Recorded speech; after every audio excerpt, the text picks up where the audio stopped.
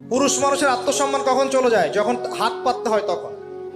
যখন আপনি রিজিকের সোর্স তৈরি করেছেন, আপনি স্বাবলম্বী, আপনি মাশাআল্লাহ মাসে 10-20-30 হাজার টাকা আর্ন করেন বা 1 লাখ 2 লাখ টাকা আর্ন করেন, আলহামদুলিল্লাহ, কারো কাছে হাত পাততে হয় না, সবাই দেখবেন আপনাকে সম্মান দিবে। যখন আপনার অন্যের কাছে হাত পাততে হবে তখন দেখবেন স্ত্রীও সম্মান করছে না। তো এই জন্য ডিগনিটি আগে, ডিগনিটি ফার্স্ট। আপনার ডিগনিটি অর্জন করতে হলে একটা হালাল উপার্জনের সোর্স লাগবে, এক। তারপরে পিতামাতাকে বোঝানোর চেষ্টা করবেন।